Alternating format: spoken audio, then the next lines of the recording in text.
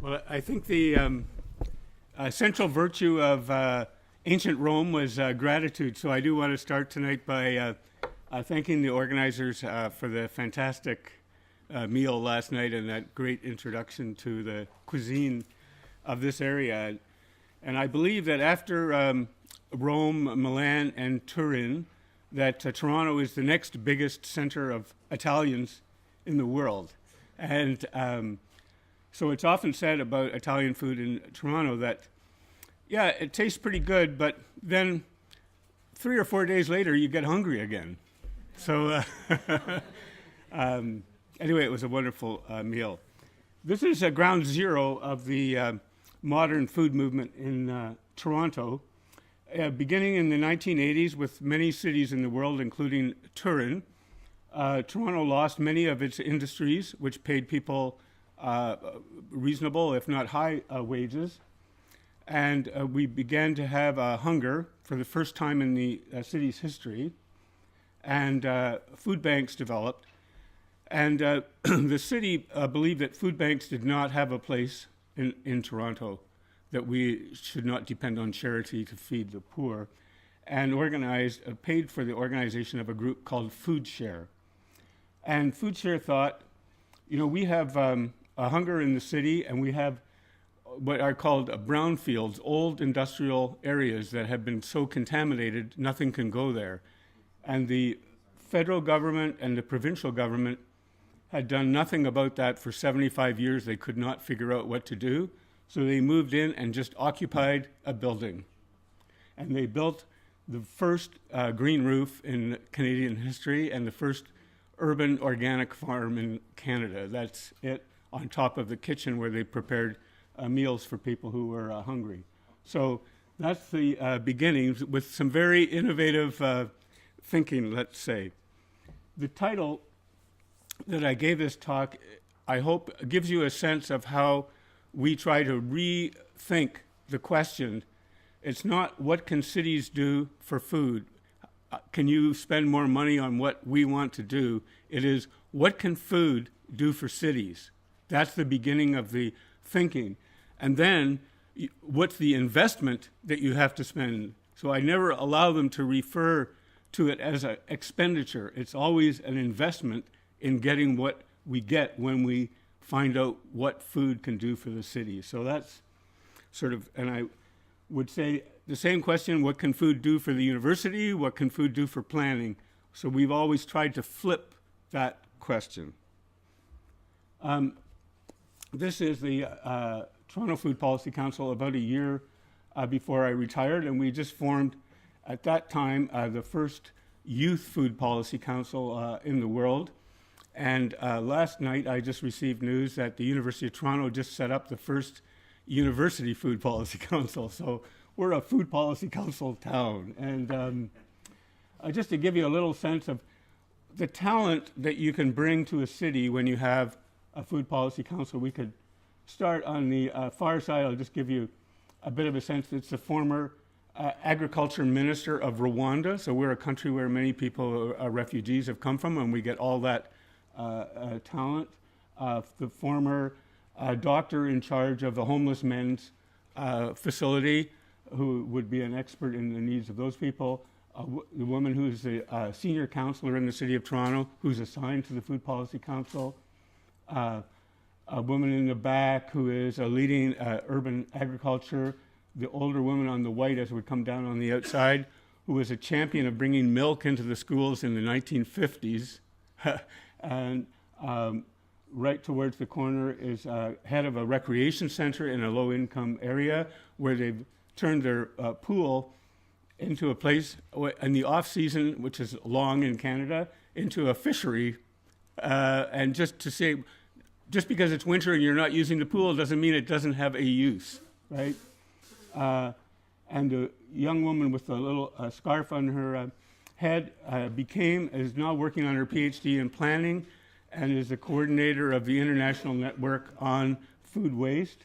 And if I could move back and towards, is a woman, the first beer judge in Canada, and who's now a leader in the craft beer movement. So you see, when you bring, every city has an incredible amount of talent which is by and large latent. And the Food Policy Council brings it into the heart of city government. Once upon a time, we lived in an economy which was a brick and mortar economy. Toronto was such an economy. I think Turin was such an economy. And I believe that the thinking of government and to some extent of planners is still in the brick and mortar phase of thinking. And there's sometimes a joke said about Bill Gates when he has to go through customs and is asked, well, what do you have to declare? By which they mean, what have you got in your baggage? What is the hardware you're carrying? Not what have you got in your head? So he has nothing to declare.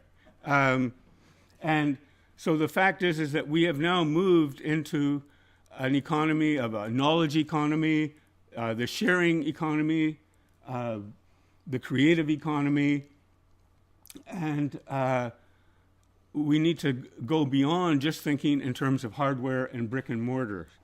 And I think this is where the food policy councils can play a function. That is, I think André Villejean yesterday said we have not paid enough attention to space. So I believe we are the floss of, we are going to find space where nobody can see space. And so we're working these spaces of the new economy. I come out of the old economy. I was born at the time of the old economy, and my original thinking was of the old economy. And in 2001, I chaired an action committee of City Council and Public Health to develop a strategy to deal with hunger. And at the time, I had no idea that there were planners in the city. I just started working there. I had no idea that planners would have anything to do with food, and they had no idea that they had anything to do with food. So we were ships passing in the night. And when I tried to think of, and the committee tried to think of what a city could do, we could only come up with 4 things. So we could advocate, that is to ask higher levels of government to fund food programs, to coordinate, that is to provide meeting rooms, to support, if you had a garden for elderly people, that someone from the Parks Department could help break the ground for it, and to innovate, which in our case meant green roofs. And Toronto became one of the leading cities for green roofs.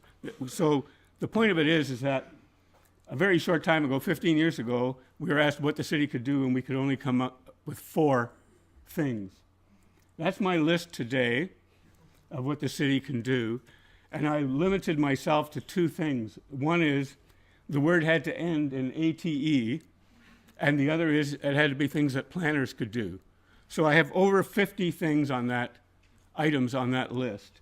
And so this is the interesting contradiction of the times that we live in, is that neoliberalism has limited what government can do, but the virtual economy has exploded the numbers of things that we can do, and especially in relationship to planning.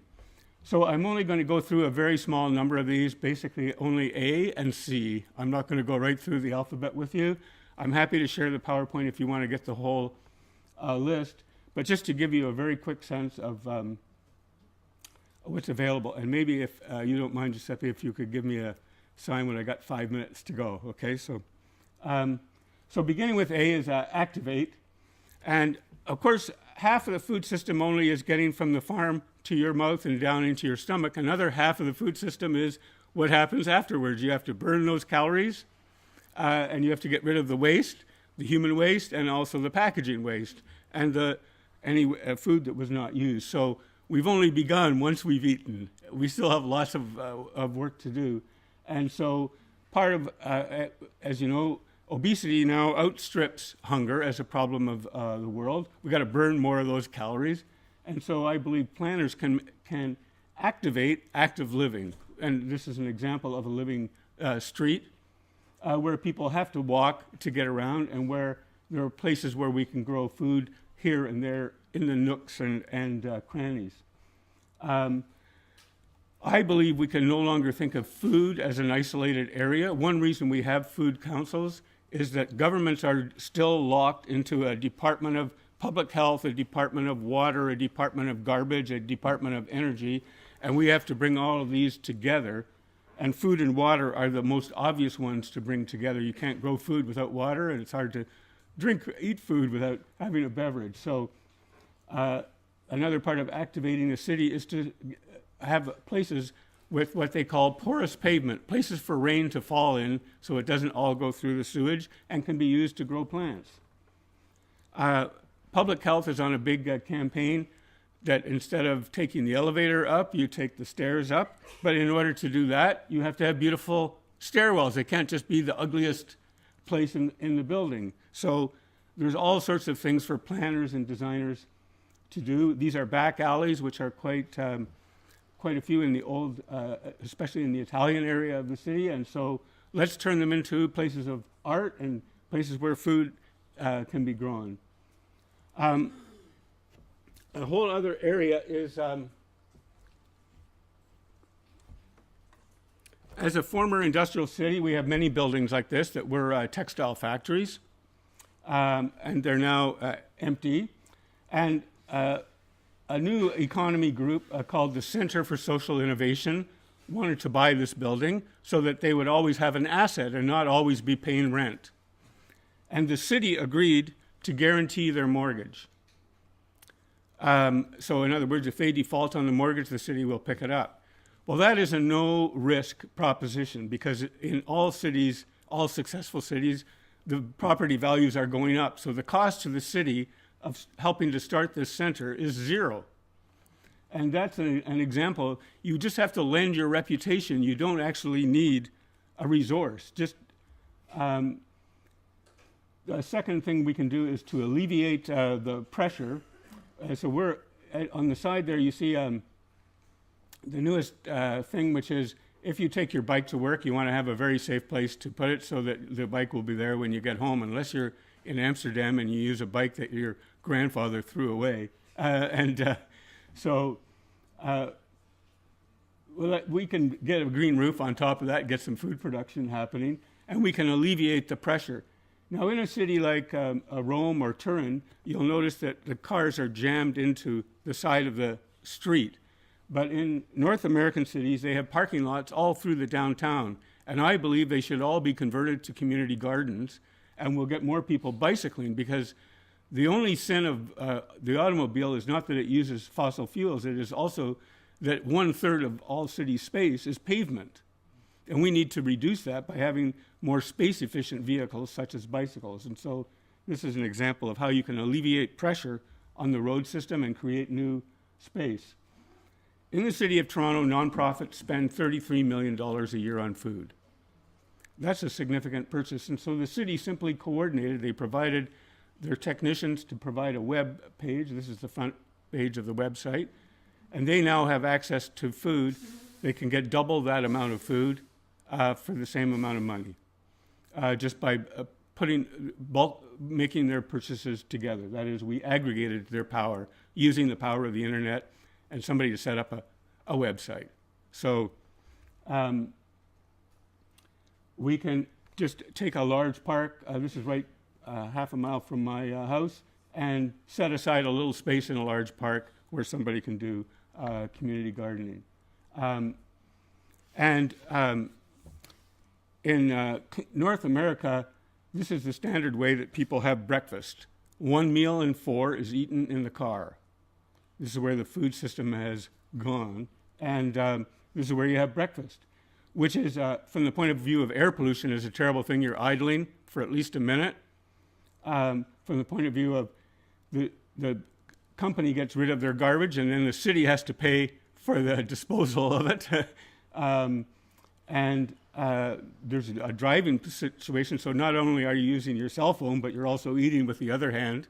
It's a dangerous driving, and it destroys a pedestrian city.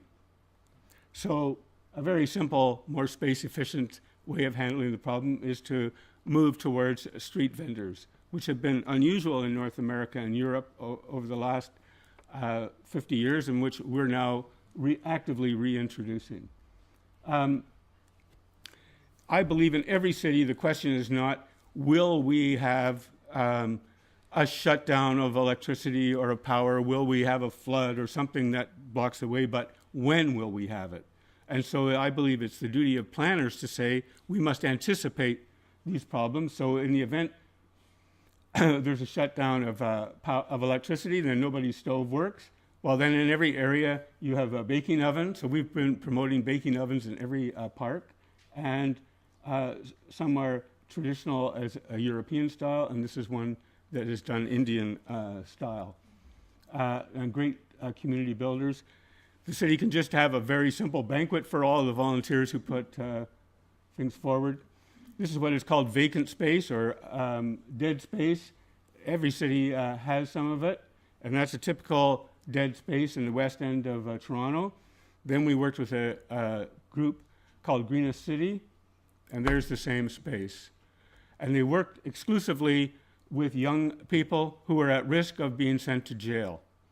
Okay, and here are those same young people. They're now teaching children how to grow food and eat food. The last stage of healing is to give back to society. So you can totally transform a dead space into a healing space. Advocate, which is simply a senior city councilor, just to use the power of persuasion of the city. To articulate a vision, that is, we have a charter, and the trick of the charter is you ask, where do we want the city to be in 20 years? Okay, and the amazing thing about food is that you will have a consensus. It doesn't matter if someone is conservative, radical, whatever their position, no one thinks you should have hungry children. Everyone thinks that food should be convivial. Probably the most long-lasting legacy of the Obama presidency will be the wife producing a garden. She got 14 million people gardening. And so cities can serve as models of new activity. So this is getting into C.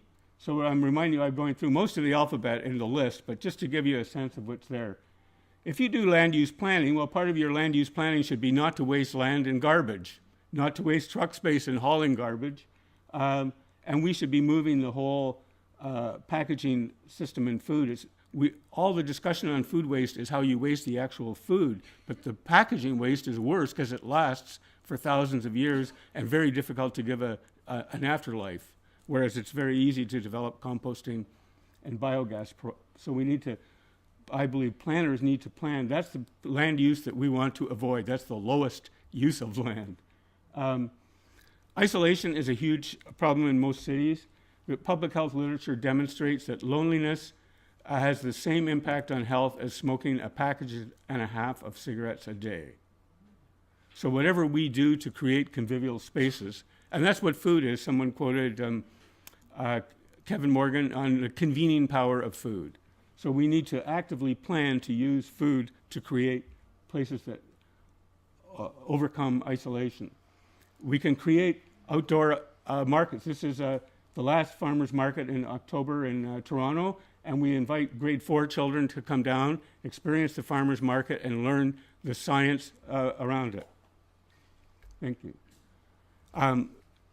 We are quite well known for Indigenous art in Canada, and one of the things that Indigenous people understood very well, the Almira in the Netherlands understands it very well, is that the economy is circular. It does not go, as we often say, from farm to school, farm to fork, farm to hospital. It goes farm to farm. It has to go back.